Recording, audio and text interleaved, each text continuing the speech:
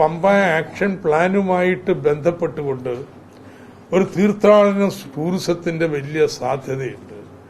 ശബരിമലയിൽ വരുന്ന തീർത്ഥാടകര് 1-2 ദിവസം കൂടി പത്തനംതിട്ടയിലെ തീർത്ഥാടന കേന്ദ്രത്തിലല്ല, അനുബന്ധ കേന്ദ്രങ്ങളിൽ പമ്പാതീരത്ത് തന്നെ അല്ലെങ്കിൽ മറ്റു പ്രദേശങ്ങളിൽ ചെലവഴിക്കുകയാണെങ്കിൽ അത് നമ്മുടെ ടൂറിസം പൊട്ടൻഷ്യല്, വ്യാപാരം ഒക്കെ ഗണ്യമായിട്ട് ഉയർത്താൻ സാധിക്കും.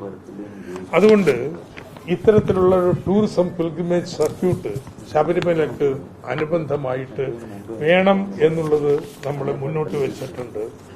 പത്തനംതിട്ട തീർത്ഥാടന ടൂറിസം സർക്യൂട്ട്. അപ്പൊ ഇത്തരത്തിലൊരു സമഗ്ര പരിപാടിയാണ് ഈ ശബരിമലയുമായിട്ട് ബന്ധപ്പെടുത്തി വെക്കുന്നത്. ഒന്ന്, ശബരിമല തീർത്ഥാടകർക്ക് എല്ലാ സൗകര്യങ്ങളും നൽകാം. അതിന് പറ്റുന്ന രീതിയിൽ പന്തളത്തെയും എരുമേലിയെയും സന്നിധാനത്തിലെ എല്ലാം പ്രവർത്തനങ്ങൾ ക്രമീകരിക്കാം.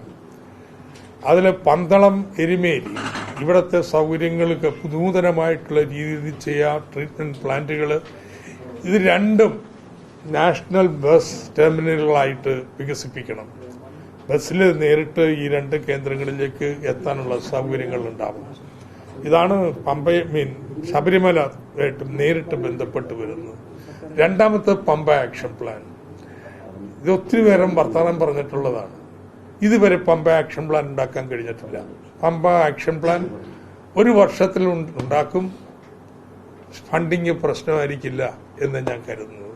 എരുമേലിക്ക് വേണ്ടി 10 കോടി ഗവൺമെന്റ് അനുവദിച്ചിട്ടുണ്ട്. എരുമേലിക്ക് വേണ്ടി. ഓക്കെ. അപ്പോ ഇത്തരത്തിലുള്ള ഒരു ശബരിമല തീർത്ഥാടന സമഗ്ര വികസന പരിപാടി ഈ തെരഞ്ഞെടുപ്പിൽ മുന്നോട്ട് വെക്കുകയാണ്. റബ്ബറിന്റെ കാര്യം പിന്നീട് ഒരിക്കലും നമുക്ക് സംസാരിക്കാം. ചോദ്യങ്ങളാണ്. നിലവിൽ തീർത്ഥാടകരുടെ അസൗകര്യം എന്ന് പറയുന്നത് കറക്റ്റാണോ? അപ്പൊ അങ്ങനെ ഇത്രയും കാലം അങ്ങനെ നമുക്കൊരു മതിയായ അടിസ്ഥാന സൗകര്യം ഒരുക്കാൻ കഴിഞ്ഞിട്ടില്ല എന്നൊരു വിലയിരുത്തലുണ്ടോ? അപ്പൊ അതിന്റെ അടിസ്ഥാനത്തിലാണ് സമഗ്രമായ ഒരു മാറ്റം. തീർത്ഥാടകരുടെ എണ്ണം കൂടിക്കൊണ്ടിരിക്കുകയാണ്. അപ്പൊ നമ്മൾ ഇനി പ്ലാൻ ചെയ്യേണ്ടത് ഇപ്പൊ ഇത്രയും തിരക്കുണ്ട്, അത് നിയന്ത്രിക്കുന്നത് എങ്ങനെയെന്നല്ല.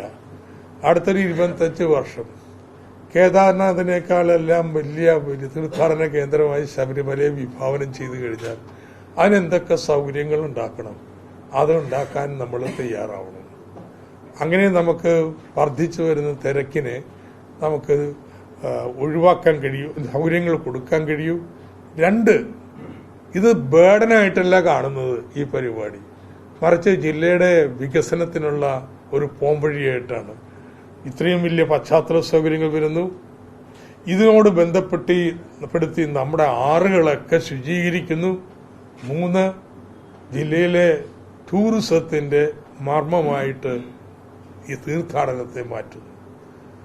അതിൽ പൈതൃകം ഉണ്ടാവും, കരകൗശലം ഉണ്ടാവും, നമ്മുടെ ട്രഡീഷൻസ്, ആയുർവേദം, ഇതൊക്കെ ടൂറിസത്തിൽ വരുന്നതായിരിക്കും. അപ്പം അങ്ങനെ ജില്ലയുടെ ഒരു സമഗ്ര വികസനത്തിന് ഉപാധിയായിട്ട് ശബരിമലയെ കാണുന്നു എന്നുള്ളതാണ്. അത് നമ്മുടെ നേരത്തെയുള്ള മാസ്റ്റർ പ്ലാനിലില്ല. ഇത് നമ്മൾ ചെയ്യുന്നതാണ് സമഗ്ര വികസന പ്രവർത്തനത്തിന് വേണ്ടിയിട്ടുള്ള ഫണ്ട് കേന്ദ്രം അനുവദിച്ചത് ലാപ്സാക്കി കളയുന്ന ആക്ഷേപം പ്രതിപക്ഷവും അതുപോലെ തന്നെ BJPയും ഉന്നയിക്കുന്നുണ്ട് ഇപ്പോൾ തന്നെ. അപ്പോൾ പുതിയ പദ്ധതിയുമായി വരുന്ന സമയത്ത് ആ വിമർശനങ്ങൾ എങ്ങനെയാണ് നോക്കുന്നത്? അങ്ങനെ ഒരു പണവും ലാപ്സാക്കി കളഞ്ഞിട്ടില്ല. യഥാർത്ഥത്തിൽ കേന്ദ്ര സർക്കാർ പ്രത്യേകിച്ച് പണമൊന്നും അനുവദിച്ചിട്ടുമില്ല. ഇവിടെ കിഫ്ബിയുടെയും ബഡ്ജറ്റിൽ നിന്ന് അനുവദിച്ചിട്ടുള്ള 250 കോടിയാണ്. അത് വേണ്ടത്ര വേഗതയിൽ നടന്നു എന്നുള്ള അഭിപ്രായം എനിക്കില്ല.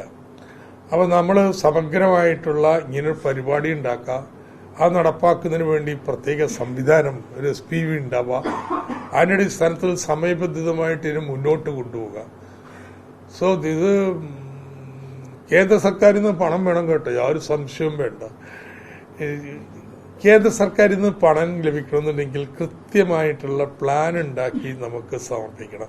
പമ്പ ആക്ഷൻ പ്ലാൻ, ഞാൻ പറഞ്ഞ പമ്പയുടെ വൃഷ്ടിപ്രദേശം, അവിടുത്തെ ജലശേഷി കൂട്ടാം, പമ്പയുടെ ആവാഹ ശേഷി വർദ്ധിപ്പിക്കാം, പമ്പയിലേക്ക് മാലിന്യങ്ങൾ വരുന്നത് അത് തടയാം, പമ്പയിലേക്ക് വരുന്ന കൈവഴികൾ, അതിന്റെ നിർത്തിടങ്ങൾ ശുചിയാക്കാം.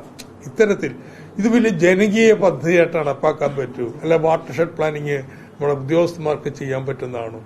എന്ന് വെച്ചാൽ ഇങ്ങനെ പമ്പ പുണ്യനദിയെ നമ്മൾ നവീകരിക്കുന്നത് പത്തനംതിട്ടയിലെ ജനങ്ങളുടെ മുഴുവൻ വലിയൊരു പ്രസ്ഥാനമാക്കി മാറ്റാനുള്ള പരിപാടിയാണ് വെക്കുന്നത്.